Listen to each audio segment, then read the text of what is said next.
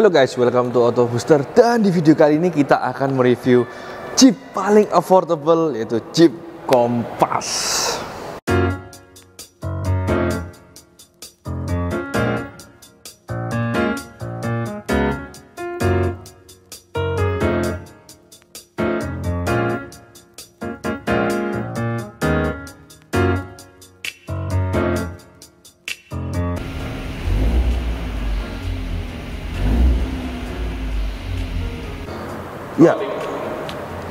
Ya, Jeep Compass generasi pertamanya dibuat pada tahun 2006 dan generasi kedua diproduksi sejak tahun 2018 sebagai dengan facelift yang memang masih dalam satu chassis ini.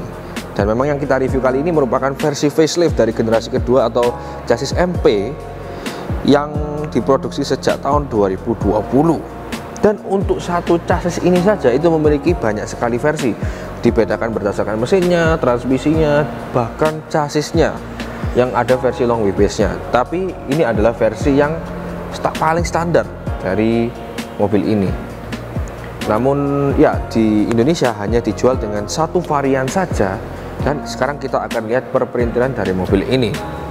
Pertama kita dapat kap mesin yang kompak untuk ukuran mobil 4,4 meter.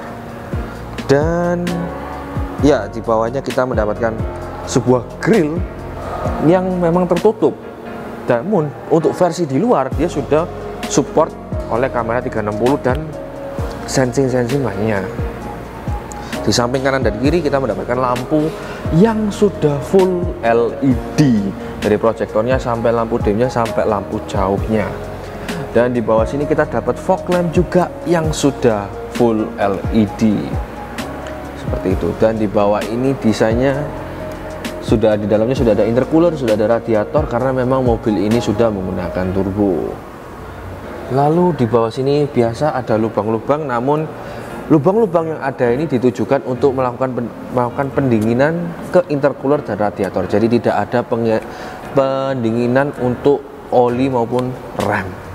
Dan mungkin beberapa kalian yang familiar dengan grill ini, dia memang familiar dengan brand tertentu. Jadi memang ada brand di Jepang yang meniru model grill dari Jeep ini, seperti itu. Untuk fitur lainnya, sensor-sensor ada juga sensor di depan. Namun aku masih meragukan apakah mobil ini memiliki fitur auto parking atau tidak. Tapi sepertinya memang tidak ada fitur auto parking. Oke, sebelum pergi ke lebih jauh samping kanan kiri, kita akan melihat mesinnya.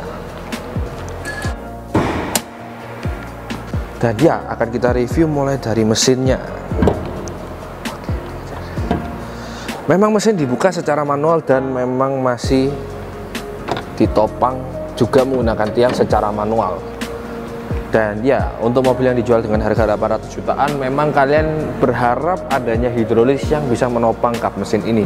Namun, sebagai sebuah mobil Jeep, sepertinya teknologi hidrolis itu tidak cocok menurut saya pribadi, karena ya, this is Jeep, semuanya harus bisa durable seperti itu. Jadi metode tiang ini adalah metode paling durable untuk membuka kap mesin ini, menurut saya seperti itu. Dan memang feel untuk membuka kap mesin ini bobotnya memang terasa sangat-sangat proper. Oke, di sini kita sudah dapat kap mesin dan engine bay yang sudah dicat, dipernis menggunakan finishing untuk engine bay. Dan di sini sudah ada peredam panas, peredam suara lengkap. Dan di bawah sini, ini terdapat tataan yang tidak biasa untuk sebuah mobil Amerika. Jadi intake-nya itu diletakkan di samping kiri untuk memastikan mobil ini bisa menerjang banjir pastinya. Di sebelah kanan sudah ada aki dan ACCU yang biasa, terekspos, tidak ada cover yang sepenuhnya menutupi. Memang bagian radiator di sini tertutupi, tapi kita masih bisa menambahkan air radiator di sebelah sini, di tangki sebelah sini. Dan di tengahnya sudah ada mesin 1400 cc 4 silinder multi air turbo, yang dimana multi air turbo itu merupakan teknologi untuk variabel timing, termasuk valve-nya, termasuk juga dengan turbonya. Ya mirip-mirip kalau mungkin di brand lain ada juga yang menyebutnya sebagai VTEC ataupun juga sebagai twin power turbo. Namun di sini ada dua-duanya. Dan mesin ini menghasilkan tenaga hingga 163 horsepower dan 250 Nm of torque, disalurkan ke transmisi 7 speed dual dry dual clutch ke roda depan. Dan ya, apakah ada varian lain dari mesin maupun transmisinya dan penggeraknya? Jawabannya ada. Jadi mobil ini selain dari 1400 cc dengan 7 speed dry dual clutch ini ada varian lain, yaitu ada 1300, 1400, 1600, 2000 cc dan 2400 cc. Dan yang semuanya ini masih menggunakan spesifikasi 4 silinder dan turbo. Dan untuk transmisinya ada beberapa varian. Ada varian 6 speed manual, 6 speed automatic, 7 speed dry dual clutch, dan 9 speed automatic. Dan untuk penggeraknya ada 2 varian, ada penggerak depan dan penggerak all wheel drive. Seperti itu. Tapi yang dimasukkan ke Indonesia hanya 1 varian mesin, 1 varian transmisi, dan 1 varian penggerak. Dan ya, apakah tenaga itu cukup untuk kelas mesin seperti ini? Jawabannya untuk perkotaan dan off-road kecil-kecilan itu pastinya sudah memadai. Dan ini suara kap mesinnya. Ya, untuk harga 800 juta kalian pasti jarang mendapatkan kap mesin dengan bobot proper seperti ini. Oke, kita akan lanjut ke bagian samping. Untuk dimensi mobil ini memiliki panjang 4,4 meter dengan lebar 1,8 meter dan tinggi bodi dari atas sampai bawah 1,6 meter. Apakah tinggi ini sangat tinggi untuk mobil di kelasnya? Ya, cukup tinggi. Jadi dipastikan mobil ini bisa melalui medan-medan off-road kecil. Dan memang ciri khas Jeep, fendernya selalu jaraknya tinggi sekali. Karena memang Jeep ini tetap ciri khasnya adalah sebuah mobil off-road seperti itu. Dan ya, kita akan mulai review dari bagian sini. Kita mendapatkan fender yang sederhana, desainnya tidak terlalu muluk-muluk, hanya flat. Lalu di sini dia membentuk seperti kotak dan dilapisi dengan plastik seperti ciri khasnya Jeep. Dan di bawah sini kita mendapatkan velg ukuran 18 inci dan dibalut dengan ban 225 R18. Dan untuk sebuah mobil ukuran 4,4 meter ini, velg ini bisa dibilang tidak terlalu besar dan tidak terlalu kecil, proper. Dan di dalamnya sudah ada rem ventilated disc, dan ukurannya secara kita lihat sekilas ini berukuran 2 pot. Namun untuk ukuran presnya seberapa itu memang tidak ada di kertas. Dan ya, kita akan lanjut ke bagian suspensi. Suspensi dia sudah menggunakan McPherson, dan memang untuk sebuah mobil monokok SUV ini untuk off-road memang tergolong sangat-sangat nyaman dan sangat-sangat stabil seperti itu. Dan di sini kita sudah mendapatkan full auto mirror, dan untuk menguncinya dia sudah menutup secara sendirinya.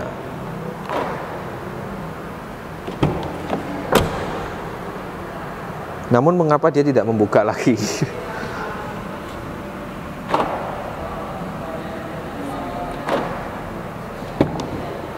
Ya, dia tidak buka lagi. Mungkin waktu kita start nanti dia akan membuka sendiri. Dan kita lanjut ke bagian pintu. Di sini kita dapat logo Kompas yang sangat besar untuk mengingatkan bahwa ini adalah Jeep Kompas. Dan di sini kita sudah mendapatkan keyless entry. Locknya ada di sini, dan untuk unlocknya langsung ada di gagang mobilnya. Dan ketika kita menyentuh gagang mobilnya, maka dia akan langsung menyalakan welcome light untuk menyambut kita pengguna dari Kompas.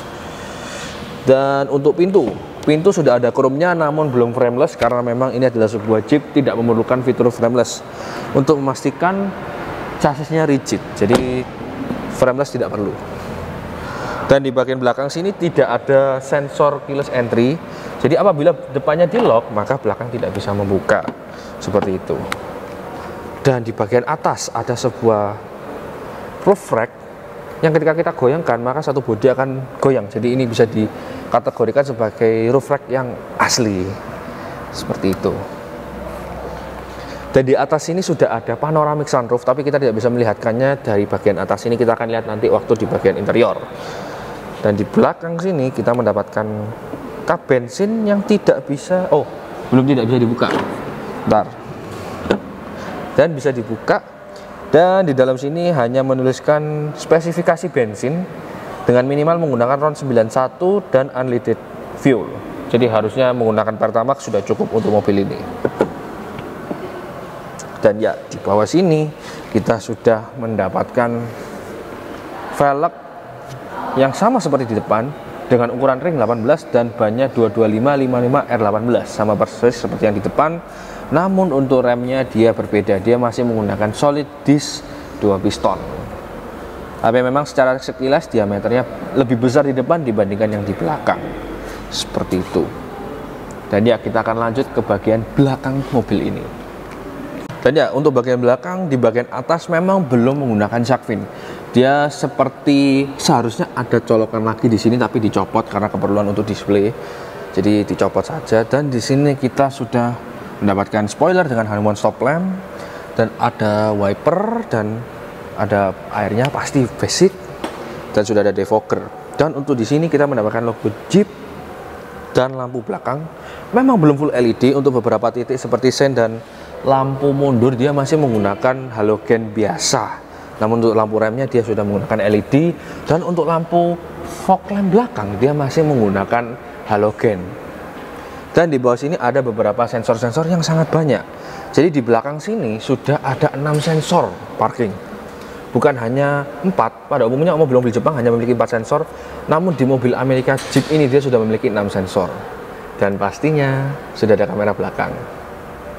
Oke, kita buka pintu bagasinya. Sudah bisa dibuka secara elektris. Memang bukanlah hidrolis atau sistem mekanisme yang paling cepat dalam membuka pintu bagasi, namun sudah cukup cepat untuk mobil ini, seperti itu. Dan ya untuk bagasi memang bukanlah yang paling besar di kelasnya, namun sudah cukup untuk membawa 2 golf bag secara miring, bukan secara lurus, seperti itu. Dan untuk di belakang ada fitur apa saja? Di belakang kita mendapatkan 12 volt cigarette output, dan ya untuk di sini ada subwoofer, dan di bawah sini masih ada ban yang memang bukan sebuah ban full size, namun ini merupakan bukan size yang sama dengan yang di samping kanan. Ini merupakan space saver tapi bukan totally ban emergency, karena ban ini masih mampu berlari hingga 120 km per jam. Ya, ban emergency tapi tidak benar-benar emergency, jadi memang masih tergolong proper untuk sebuah ban. Ya, untuk bagian belakang ini covernya memang belum ditahan secara hidrolis, namun memiliki bobot yang proper dan rigiditas yang bagus. Ya, seperti itu. Dan di sini sudah ada tempat kompartemen sedikit, bisa dilepas untuk bagian talinya ini. Namun untuk memasangnya tinggal dipasangkan seperti ini lagi. Nah, seperti itu. Dan semua sudah tutup cover. Dan mobil ini memiliki banyak sekali hidden simbol, terutama untuk Jeep Willys. Jadi untuk di sini ada logo Jeep Willys, di bagian subwoofer ada, di bagian balik kompartemen ini ada, dan banyak sekali di sini juga ada logo icon dari Jeep Willys. Oh ya, untuk menutupnya kita menutup melalui tombol di sini, tidak ada tombol di atas sini. Kita lanjut ke bagian interior.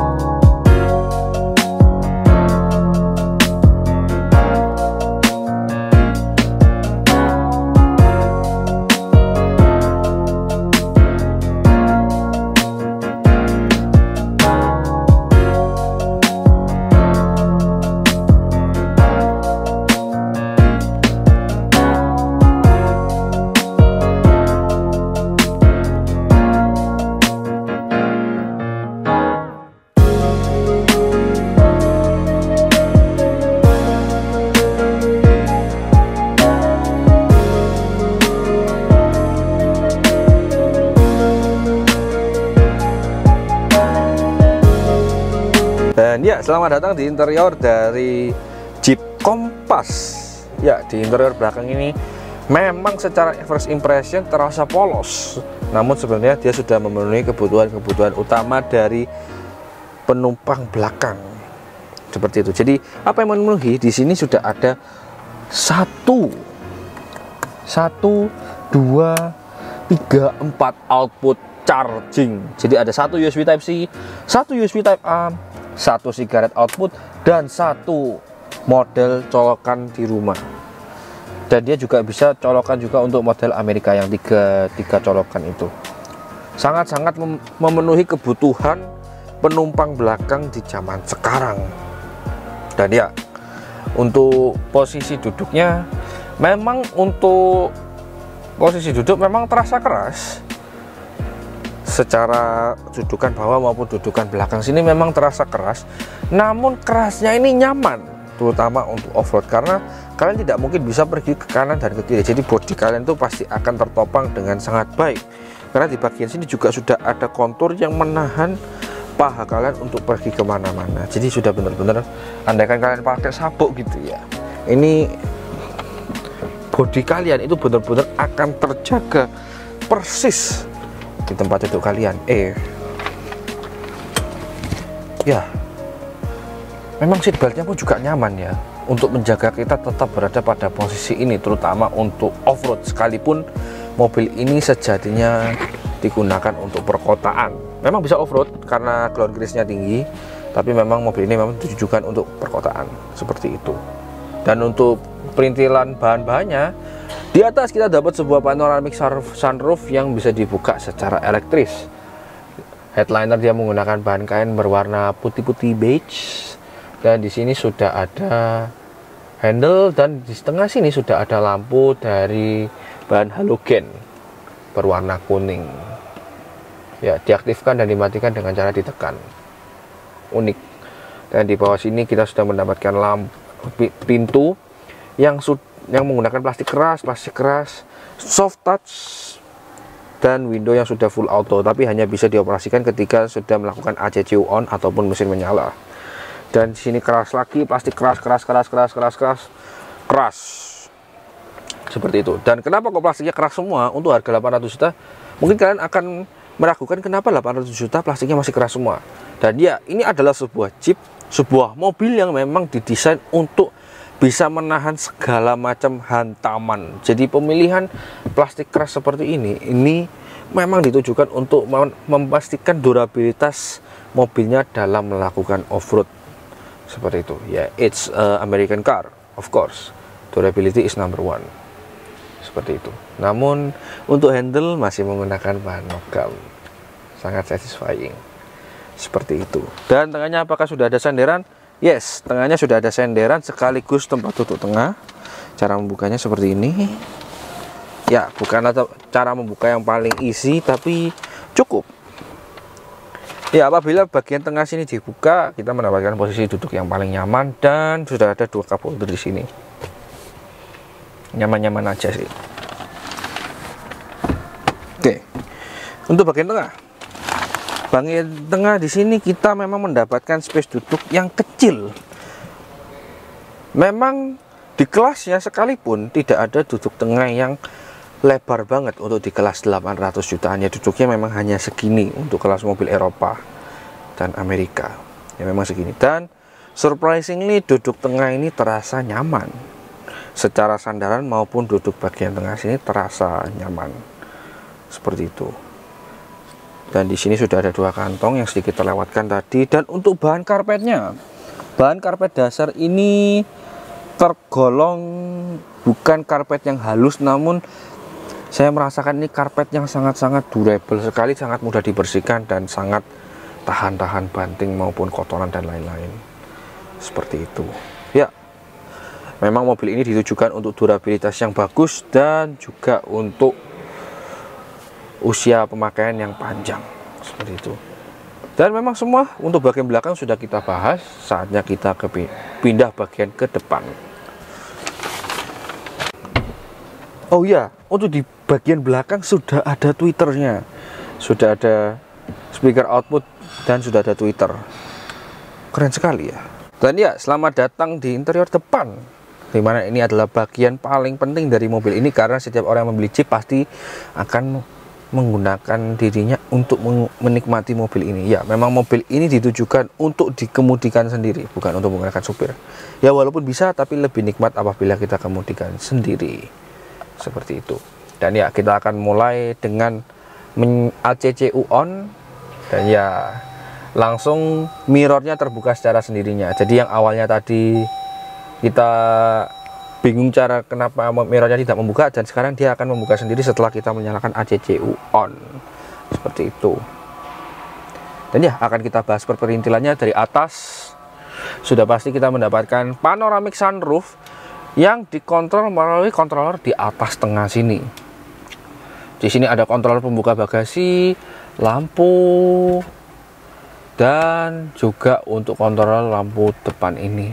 Dan untuk menutupnya ada dua button, penutup tirai dan penutup kacanya. Jadi ini untuk menutup tirai itu seperti ini. Ya, dan memang harus ditahan. Ditahan.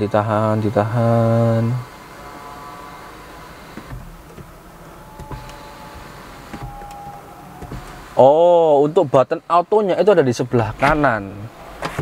Jadi untuk button yang sebelah kiri ini dia manual, tapi yang sebelah kanan itu auto. Ya, seperti itu. Dan akan kita tutup sekarang untuk kenapa menutupnya manual? Ya, menutupnya manual tapi membukanya otomatis. Oke, menarik. Oke, kita akan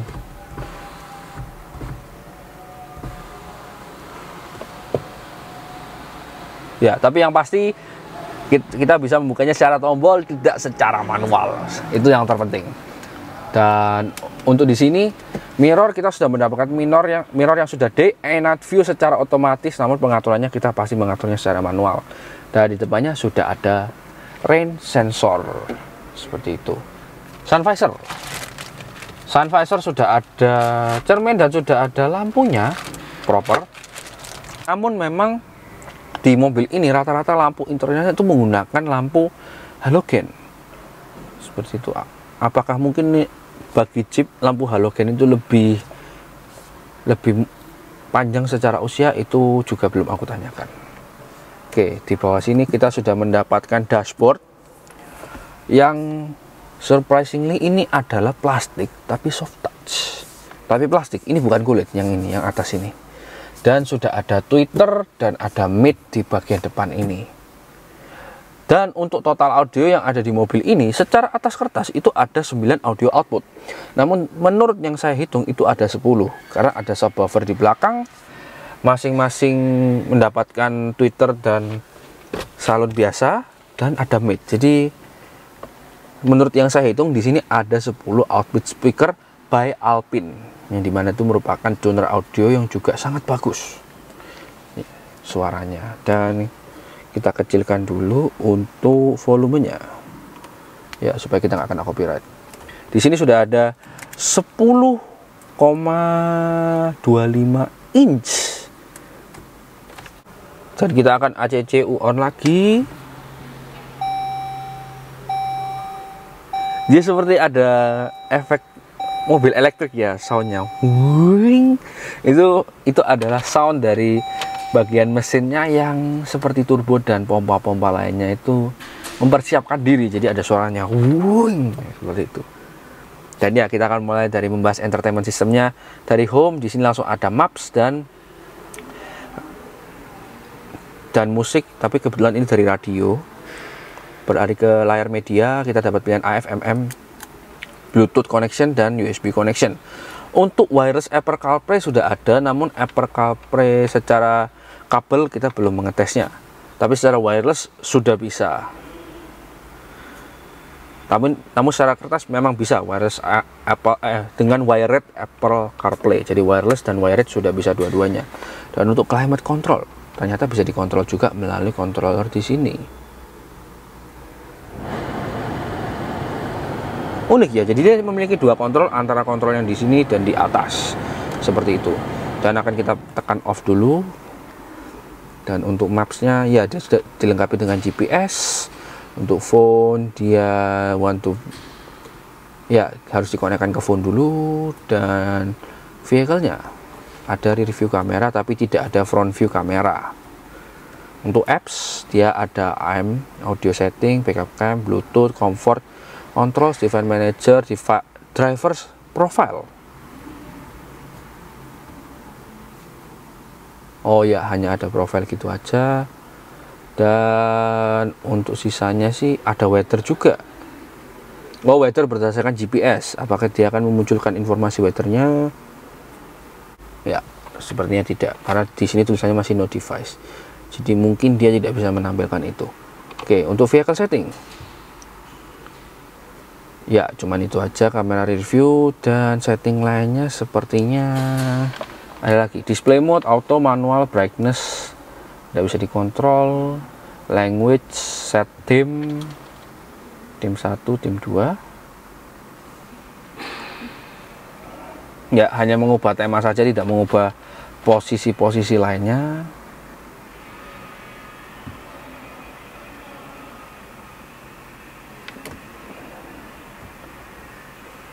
Dan ya, front park sense volume, rear park sense volume, side distance warning, blind spot alert. Oh ya, berarti mobil ini sudah memiliki blind spot monitoring di mirror, lock and date. Ya, setting-setting umum ya, bisa dibilang ya. Dan sekarang kita akan mencoba menggunakan Apple CarPlay. Nah, untuk pengaktifan Apple CarPlay memang agak sedikit membingungkan ya, bukan membingungkan. Jadi penggunaan interface-nya berbeda dengan mobil-mobil pada umumnya, berbeda dengan mobil Jerman maupun mobil Jepang. Kalau mobil Jerman maupun Jepang kita biasanya langsung ke media dan memilih Bluetooth device. Namun pada mobil ini kita harus beralih ke tombol sebelah sini tadi berbentuk logo phone, baru kita masuk ke Apple CarPlay, mengkoneksikan add device baru ke Apple CarPlay. Sedikit agak rumit secara metode, jadi aku harap untuk updatean selanjutnya bisa dipermudah atau diperminim langkah untuk menggunakan Apple CarPlay. Seperti itu sih menurut saya, diperminim langkahnya. Tapi apakah termasuk lancar untuk pengkoneksiannya dan pemilihan menu-menunya? Jawabannya lancar. Dan sekarang kita akan mencoba lagu dari Apple CarPlay ini, dan nantinya pasti di video ini akan kita mute. Dan ya, kita barusan saja menguji menggunakan satu lagu dari Baby Girl Disco Line ini, dan menurut kami menyentuhkan bahwa skor untuk audio ini termasuk 8. Jadi untuk Harry kameramen kita memberikan skor 8,5 dan saya sebagai reviewer memberikan skor 7, dan ketemu di tengah-tengahnya di 8. Mengapa? Karena audio ini memang memiliki bass yang cukup, memiliki treble yang cukup, memiliki mid yang cukup. Namun dalam kondisi itu tadi kita tes dalam kondisi standarnya. Namun adapun audio setting yang bisa men-setting beberapa settingan di sini. Untuk surround sound dia memiliki efek yang bagus untuk menambah gairah dalam penggunaan audio ini. Dan untuk equalizer, untuk bass, untuk button sebanyak ini dia hanya menambahkan efek yang kecil menurut kami. Sedangkan untuk midnya dengan button sampai mentok dia memberikan efek yang luar biasa bagus untuk audio ini. Dan untuk treble-nya, settingan treble sampai button sebanyak ini dia juga memberikan efek yang kecil, sama seperti bass-nya. Dengan button sebanyak ini dia hanya memberikan efek tambahan yang tidak terlalu efek. Jadi, tapi dengan kualitas mid yang bagus kita sudah bisa menikmati audio yang sangat-sangat nyaman, sangat-sangat enak untuk didengar. Ya pasti ini audio by Alpine, tidak mungkin audionya tidak enak. Seperti itu guys. Tapi jika kalian pakai mobil ini jangan lupa aktifkan surround sound untuk mendapatkan feel mendengarkan audio yang lebih menggairahkan, seperti itu, atau lebih enak. Oke, setelah kita bahas bagian tengah, kita akan bahas bagian instrumen tengah, instrumen cluster, sorry, bukan instrumen tengah. Dan di bagian instrumen cluster pengontrolan dilakukan melalui tombol-tombol di sebelah kiri. Di sini ada pengganti beberapa mode. Jadi ada mode yang pertama ini paling basic, lalu ada mode beberapa yang ada kilometer per hour, tire pressure monitoring, audio, dan suhu udara mesin. Dan bisa diganti, ya bisa diganti-ganti. Lucu ya, seperti ada efek surround-nya gitu dia, curve-nya bukan surround. Dan kita akan kembali ke mode biasa. Untuk button-button dia bisa diganti-ganti, dimulai dari konsumsi BBM, Oh ya, untuk mobil ini konsumsi BBM-nya untuk konsumsi campur antara dalam kota dan luar kota mencapai 16,9 km per liter, di mana itu sangat irit. Dan untuk lain-lainnya hanya seperti yang kita lihat ini. Dan untuk pemilihan warna, penampilan warna yang ada di instrumen cluster ini, untuk sekilas bahan yang digunakan ini dalam layarnya terlihat seperti IPS. Sudah bukan menggunakan TN panel, jadi dipastikan warna dan kualitas yang dihasilkan dari setiap angle akan terasa sama. Seperti itu. Dan di sebelah kanan sini hanya untuk cruise control dan limiter, speed limiter dan cruise control seperti itu. Dan untuk penggunaannya tinggal menekan cruise control ready dan menekan set seperti itu. Ya, cara penggunaannya masih serupa dengan mobil-mobil Jepang pada umumnya. Bagus. Dan feel setirnya sangat-sangat halus, berbeda dengan feel yang kita dapat di kursi ini. Jadi ini sangat-sangat halus seperti itu. Dan di tengahnya untuk feel menekannya ini atau feel airbag di sini sangat-sangat halus seperti itu.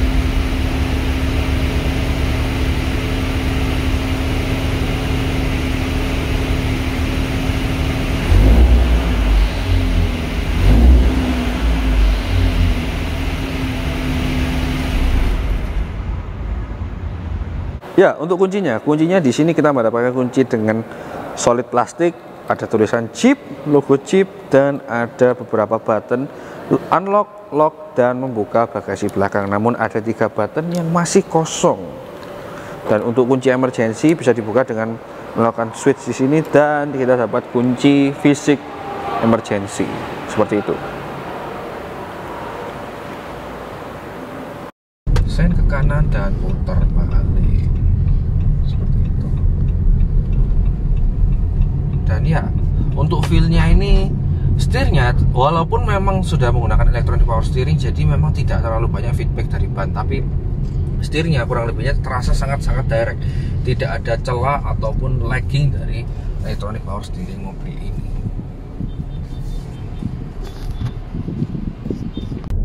Untuk radius putarnya ya sesuai dengan mobil medium SUV. Bukan yang paling pendek, tapi juga cukupan. Ya. Jadi kita melakukan putar balik pada jalan yang sekitar berukuran 8 meter lebarnya, dan itu cukup 1 kali putaran. Tidak bisa melakukan U-turn tanpa harus melakukan K-turn.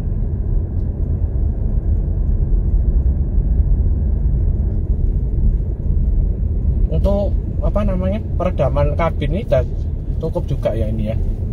Peredaman kabin dari tadi sih, suara motor apa gitu nggak pernah masuk ini. Aku merasa cukupan ya. Iya. Jadi masuk itu benar-benar yang mereka sudah modifikasi knalpot, dan tidak terlalu teredam sampai tidak ada suaranya. Jadi cukupan sih. Cuma yang sedikit terdengar itu dari suara kolong sama suara ban.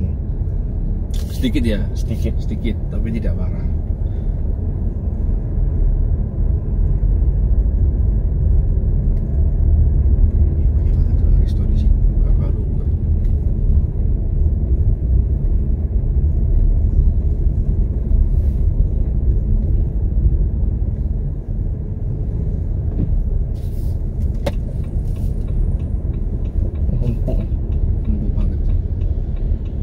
Bukan yang paling empuk, tapi juga bukan yang paling keras, di tengah, dewasa banget.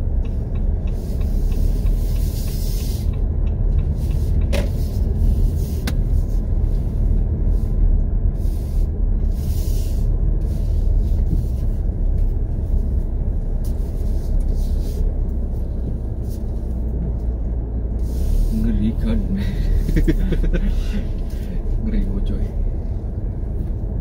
Parkir kiri akhir. Sini ya. Parkir kiri aja, makanya kamu maksa parkir kanan terus kena tanda, aku tambah ngeri lagi. Kalau nggak pas tengah-tengah tau.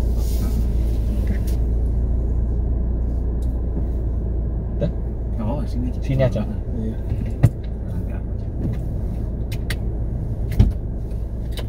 Dan sudah tes drive kita akan keluar dari mobil ini. Oke, sudah untuk reviewnya, jadi kita akan keluar dari mobil ini. Dan ya, kesimpulannya menurut kami mobil Jeep ini memang belum didesain untuk teknologi yang sangat canggih untuk melawan mobil-mobil sekarang yang dimana dilengkapi dengan autopilot ataupun adaptive cruise control. Tapi mobil ini diciptakan dengan durabilitas yang sangat-sangat bagus, melebihi dari kompetitor-kompetitornya yang terutama di harga 800 jutaan. Dan ya, mobil ini dijual dengan harga 848 juta. Dan apakah worth it? Jawabannya sangat worth it, terutama kalian yang ingin menggunakan mobil ini untuk mobil harian. Jadi ya, terima kasih sudah tonton video kali ini. Kami mengucapkan terima kasih buat Jeep Das Surabaya yang telah meminjamkan unit ini. Dan terima kasih sudah tonton video kali ini. Jangan lupa like, jangan lupa subscribe, and see you next time.